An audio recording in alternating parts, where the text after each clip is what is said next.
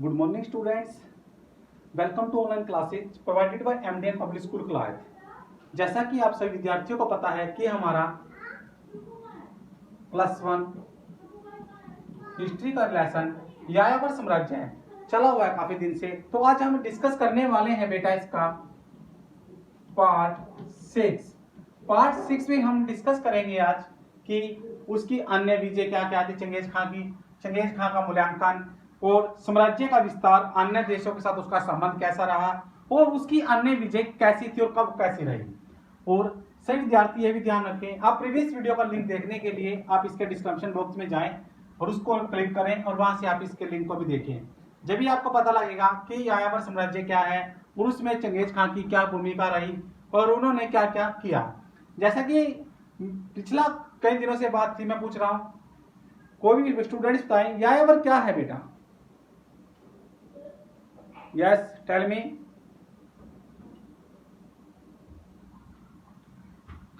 खानाबदोश क्या है? खानाबदोश, इसको सिंपल बनाने के लिए मैंने आपको नाम भी बताया था, लेकिन आप लोग विद्यार्थी ध्यान नहीं रखते, कुछ विद्यार्थी ध्यान रखते हैं। आज हम इसका पार्ट 6 पढ़ेंगे। पार्ट 6 में बहुत सारी बातें इसके बारे में पढ़ने को हमें मिलेगी। नाउ लेट स्टार्ट करते हैं चंगेज खां का मूल्यांकन। जो चंगेज खां हैं उनका क्या मूल्यांकन है? चंगेज खां को दूसरा नाम क्या है? Any students can you tell me? Yes, stand up. Mahan Khan. बस मेरे लिखने के बाद आपको याद आ गया। चंगेज खां का मूल्यांकन, चंगेज खां के जीवन के विभिन्न पक्षों का अध्ययन करने के बाद उसका मूल्यांकन किया जा सकता है। उसने क्या कहा भी, हमने चंगेज खां के जीवन के जो भिन्न भिन्न पक्ष थे उसके बारे में पढ़ा, उन्होंने क्या किया और उसके बाद हमने उसका मूल्यांकन किया जा सकता है कि वो कैसे थे और कब क्या किया, जिसके आधार पर उसे विजेता तथा लाखों लोगों की मौत का जिम्मेदार भी बताया जाता है। उसको क्या बताया जाता है कि जिसके आधार पर उसे लाखों लोगों की मौत का जिम्मेदार भी बताया जा सकता है। क्यों बताया जा सकता है? क्योंकि जब उसने अपने अभियान चलाए तो निशापुर में लगभग 1,75,000, निशापुर में 1,75,000 जैसा कि आप देख रहे हैं स्क्रीन पर, और हेरात में 1,50,000 तथा बगदाद में 8 लाख लोगों का सामूहिक वध किया। ये छोटी बात नहीं है, आप इसको ध्यान से देखें कि उसने अपने अभियान में निशापुर में लगभग 1,75,000 लोग और हेरात में 1,50,000 और बगदाद में लगभग 8 लाख लोगों का सामूहिक लोगों का वध कर दिया। जब उन्होंने वध किया तो मर्व में 13 लाख लोगों का वध किया। किसमें? मर्व में 13 लाख लोगों का वध किया।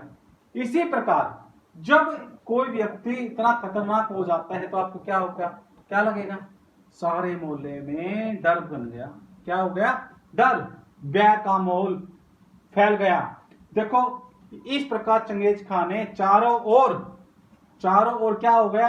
वह चारों ओर वह डर फैला दिया। चारों ओर क्या हो गया? डर फैल गया।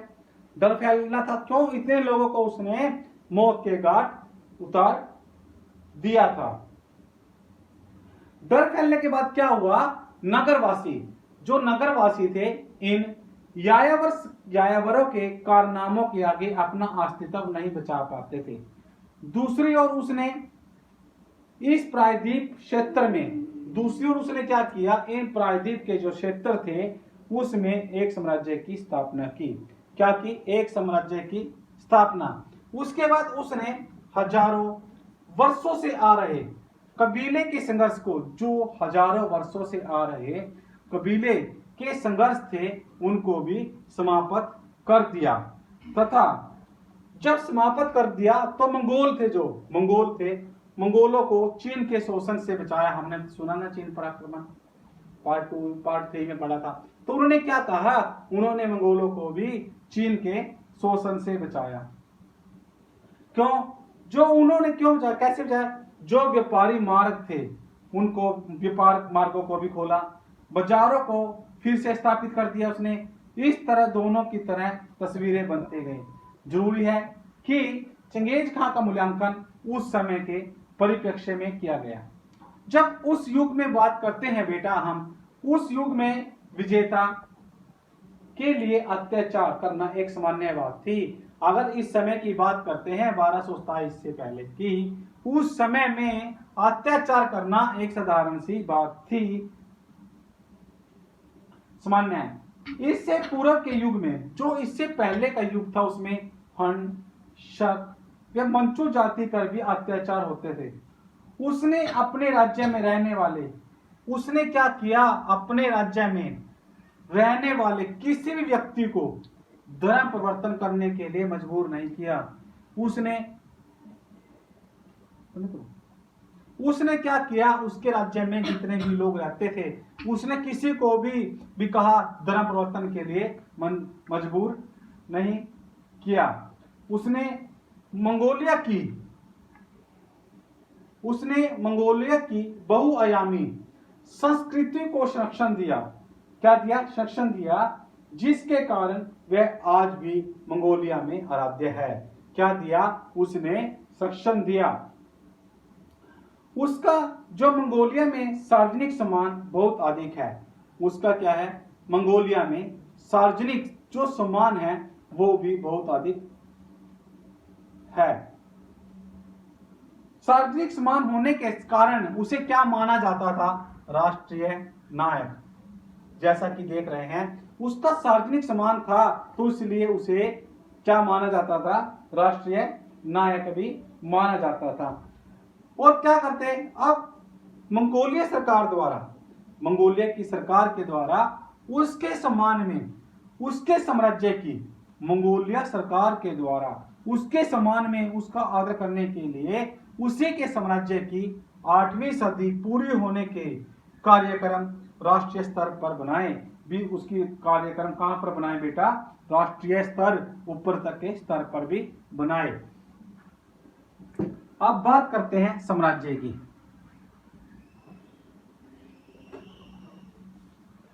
साम्राज्य में क्या था? साम्राज्य का विस्तार,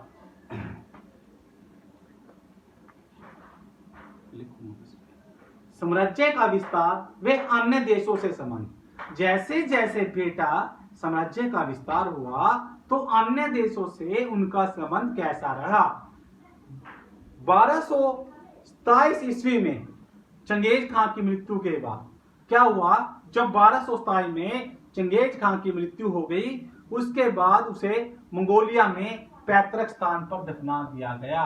पैतृक स्थान का क्या है? जो उनके पुराने बुजुर्गों का पैतृक स्थान था, उसकी जन्मस्थल भूमि थी, उस पर उसको दफना दिया गया। क्वेश्चन आता है कि चंगेज खां की मृत्यु के बाद उसको कहां दफना दिया गया? सभी बच्चे सोचने पड़ जाते हैं। तो उसको 1227 ईस्वी में उसकी मृत्यु के बाद उसका जो पैतृक स्थान था वहां पर उसको दफना दिया गया। इसके बाद मंगोलों ने अपना साम्राज्य विस्तार का अभियान जारी रखा।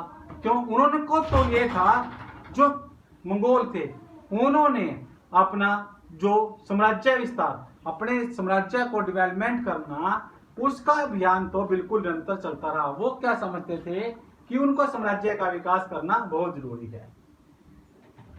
और कुछ आंतरिक तथा बाह्य समस्या, कुछ अंदरूनी समस्या थी और कुछ बाह्य समस्याओं के चलते हुए इसकी गति कभी भी अच्छी, कभी सामान्य है।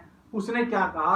प्रत्येक व्यक्ति को कुछ न कुछ समस्या होती है, कुछ आंतरिक समस्या थी और कुछ बाह्य भारी, तो उनके चलते हुए उनकी गति कभी तो अच्छी हो जाती थी, कभी सामान्य और कभी नहीं के बराबर।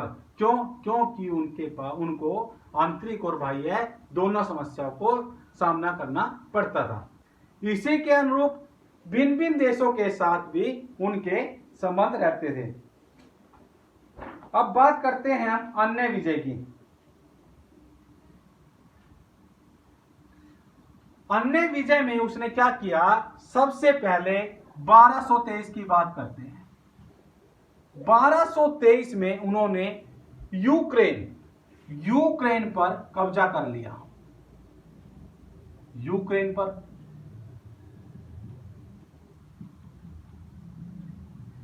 कब? 1223 में उन्होंने यूक्रेन पर अधिकार कर लिया गया और उसने अपने जीवन का जो अंतिम अभियान है 1226 में उसने क्या किया? 1226 में अंतिम अभियान अर्थात अपने जीवन की जो अंतिम लड़ाई है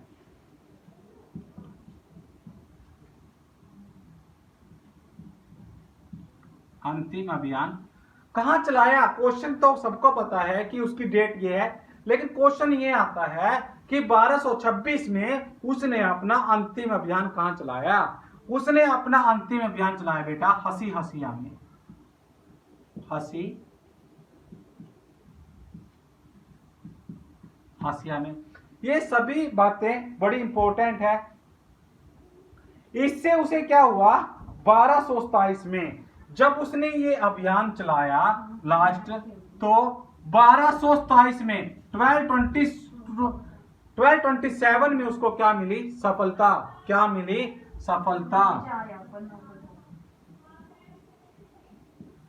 1227 में क्या हुआ? उसे सफलता प्राप्त हुई। इसी अभियान की सफलता के पश्चात मंगोलिया लौटते हुए उसकी मृत्यु हो गई। देखो हमने पढ़ा है चंगेज खान का मूल्यांकन, और इसी तरह से यह भी कहा जाता है कि चंगेज खान ने अपने जब इस प्रकार क्या कहा जा सकता है कि चंगेज खान ने अपने जो कबीला था उसका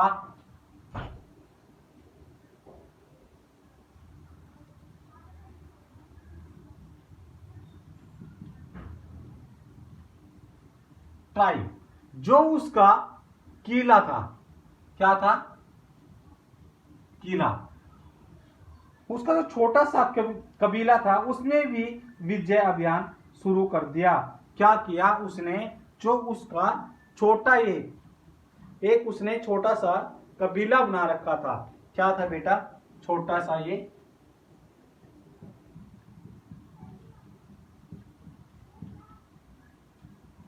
कबीला बना दिया। तो इसने क्या किया? छोटे से कबीले में भी अभियान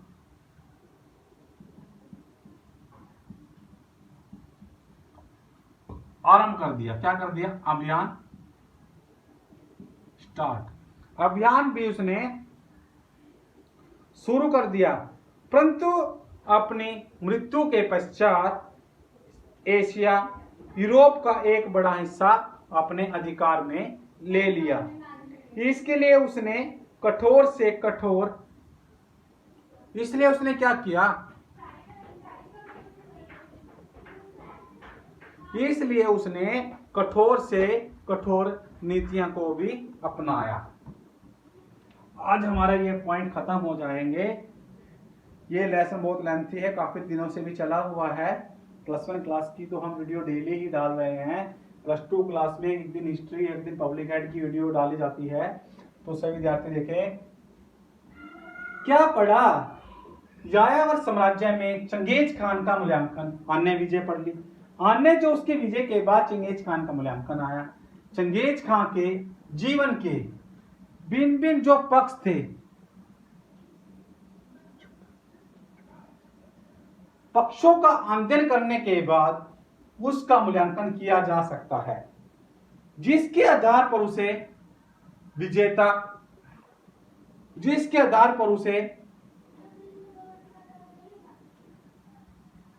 उसे विजेता तथा लाखों लोगों की मौत का जिम्मेदार बचाया जा सकता है, बताया भी जा सकता है। आप देखेंगे कि जैसे कि पता है उसने कहां पर कितने लोगों को लगभग मौत के घाट उतार दिया, उनका वध कर दिया।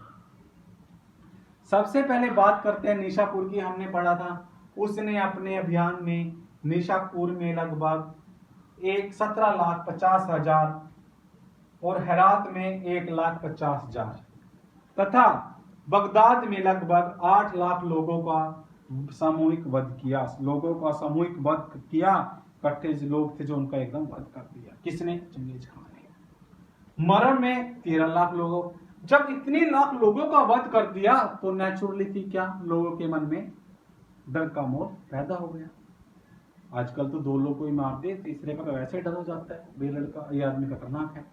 उस समय लेकिन क्या कहते हैं कि उस समय में अत्याचार करना एक सामान्य सी बात थी। चारों डर तो फैल गया। उसने हजारों वर्षों से आ रहे, जो लाखों हजारों वर्षों से आ रहे कबीलों के संघर्ष को भी समाप्त कर दिया तथा मंगोलों को चीन के शोषण से बचाया, क्योंकि वहां पर जो अत्याचार थे वो एक सामान्य बात थी उस समय में।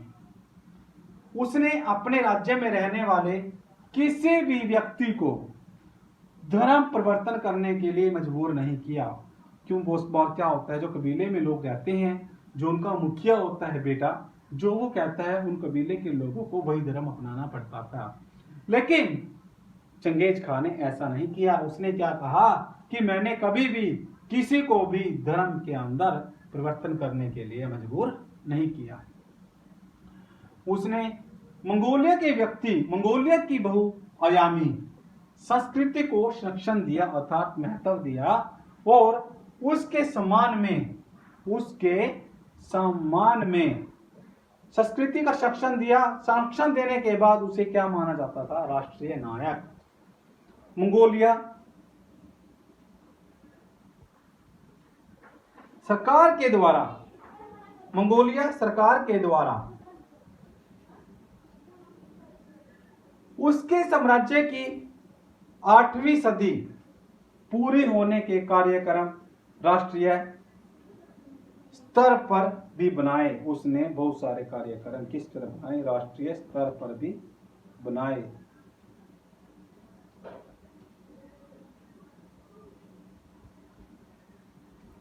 जब साम्राज्य का विस्तार व अन्य देशों के साथ